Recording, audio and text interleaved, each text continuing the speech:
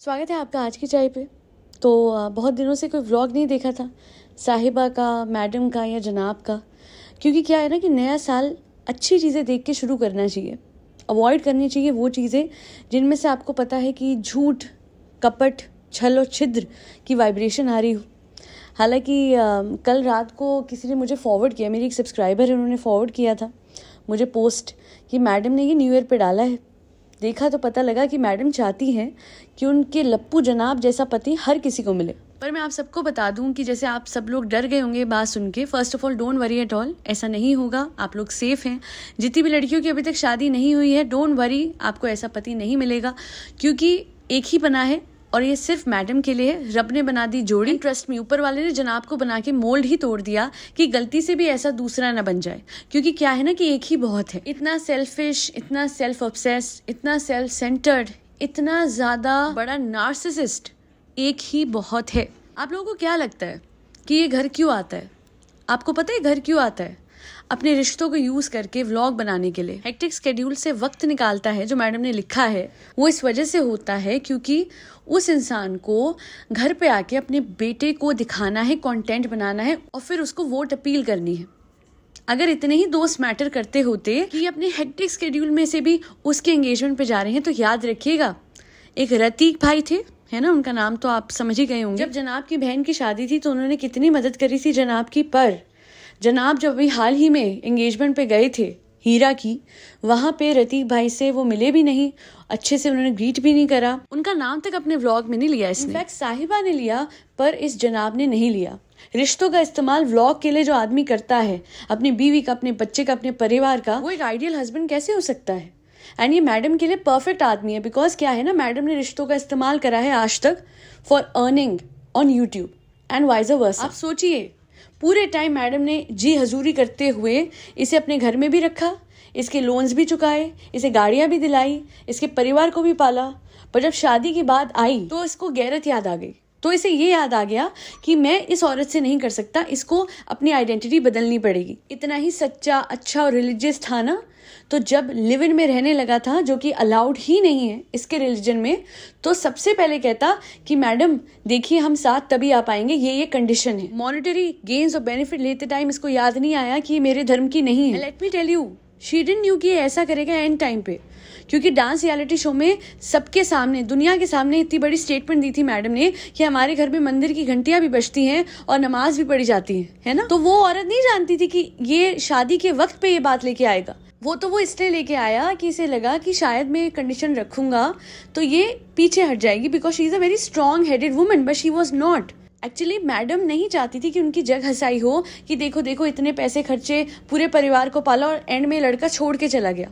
तो then she gave up everything including her identity. She went against her parents will, she gave up on her husband, she gave up on her मासूम रिश्ता and ultimately her parents is well. सब कुछ त्याग दिया। ऐसी होती है relationship. और ये होता है आइडियल हस्बैंड, जो पूरी तरीके से आपका पैसा इस्तेमाल करवा के, अपने परिवार को आपके पैसों पे पलवा के, अपने परिवार को आपके घर में ठहरवा के विदाउट अ मैरिज रह तो सकता है, पर शादी की कार्ड पे आपका नाम भी नहीं हो सकता। आप देखिए ना, शो में भी झूठ दिखाया। हाल ही में शो में क्या बोला कि मुझे पीपिका कबूल है, right, but her real name is what? अब तो बदल गया है ना नाम। तो जो बर्थ नेम था, जो ब्लैक पैच वाले फेस के दौरान इनको दिया गया था, इनके माँ बाप के दौरान, as per her own statement ना, तो अब वो नाम क्यों यूज करती हैं? लोगों को मैनिपुलेट करने के लिए, कि लोगों को सच ना दिख जाए कि ये आइडल पति की वजह से आपकी आइडेंटिटी चली गई। आंखों के नीचे काले गड्ढे बताते हैं कि इनका पति कितना आइडल है। नहीं, आज ये घर में बैठ के बोलती है मैं हमेशा से हाउसवाइफ बनना चाहती थी, बचपन से मेरा हाउसवाइफ बनने का सपना था। तो पहले वक्त पे जो इनकी लव मैरिज हुई थी, कई लोगों को तो ये भी गलत फहमी है कि पहले वक्त पे अरेंज मैरिज माँ बाप ने जबरदस्ती कराई थी। चिंता मत कीजिए, इस औरत के साथ कोई जबरदस्ती नहीं कर सकता। ये अपने लाइफ डिसीजन खुद लेती है और दूसरों के लाइफ डिसीजन भी खुद लेती हैं। तो पहले टाइम भी लव मैरिज थी, पर थोड़ा हड़बड़ी में हुई थी। समझदार को इशारा ही काफी है, जो ना समझे वो उनके फैन। पता नहीं पहले वक्त तो अपना ये सपना पूरा नहीं करा कि उनको हाउसवाइफ बनना था, हमेशा से बच्चे पालने थे, तब तो अबैंडन करके आ गई मासूम रिश्ते को। इस टाइम पे अच्छा लोग कहते हैं प्रूफ लेके आओ। क्यों भाई?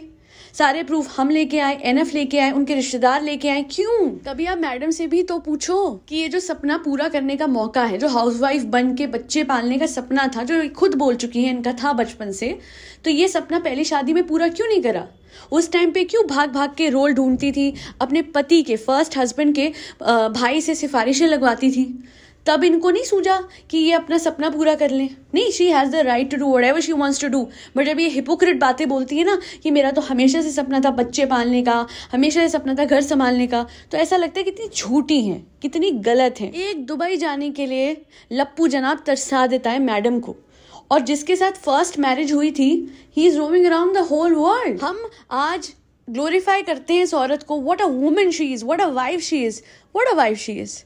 सीधी बात है, धोखा दिया था पहले वाले को, उसने ट्रस्ट करा। अब आप लोग कहते हैं वो कौन होता है ट्रस्ट करने वाला? देखिए, ट्रस्ट पे ही तो रिलेशनशिप्स होती हैं। एक पति बीवी को करता है, बीवी पति को करती है कि जब वर्क स्पेस पे जाएंगे तो अफेयर नहीं होंगे, है ना? बट हुआ ना, सामने सामने हुआ। पहले ये डिनाई भी किया गया कि नहीं मेरी तो कोई शादी नहीं है, फिर ये डिनाई करा गया कि मेरा कोई चक्कर नहीं चल रहा मेरे को स्टार के साथ। बट फिर क्या हुआ? सारी की सारी बातें आज व्लॉग पे सामने आ गई कि उस टाइम पे जब पापा की तबीयत खराब हुई थी। अरे पापा की तबीयत जब पहले खराब हुई थी जनाब के, उस टाइम पे तो आप मैरिड थे, काम कर रहे थे, मतलब फर्स्ट हस्बैंड से ये मैरिड थी। तो अच्छा, उस टाइम पे भी बहुत ही करीबी दोस्त थे, पर न्यूज़पेपर आर्टिकल्स में छपवाते ये थे या जस्ट फ्रेंड्स? उसके लिए सब कुछ छोड़ दिया, पति छोड़ा, बच्चा छोड़ा, सब कुछ छोड़ा, माँ बाप छोड़े, और वो था कि आप अपनी आइडेंटिटी भी छोड़ो वरना तो मैं तुमसे शादी नहीं करूंगा। वाह रे वाह, इस आदमी की कितनी कंडीशंस थी, और वो कंडीशंस पूरी करने के बाद आज प्रेगनेंसी की इतनी लंबी जर्नी में भी हमने देखा है मैडम को उसने किसी तरीके से हार्डली पैम्पर किया होगा। कोई फोटोशूट नहीं, कोई बेबी शावर नहीं, और कोई मुझे अगर आके कह दे कमेंट सेक्शन में कि हमारे में बेबी शावर नहीं होता, तो मैं एक चीज बता दूं कि जिस तरीके से ये लोग हर दिन हर दूसरे दिन, आप लोग कहते हो ना कमेंट सेक्शन में, कितने लोगों ने लिखा है ये रिस्क का अपमान करते हैं, है ना, ब्लॉग्स पे शो ऑफ करते हैं, तो वो भी अलाउड नहीं है। ये जाके डांस रियलिटी शो में जिस तरीके का डांस करता है वो भी अलाउड नहीं है। मुझे कोई दिक्कत नहीं है, पर इसके रिलीजन में अलाउड नहीं है।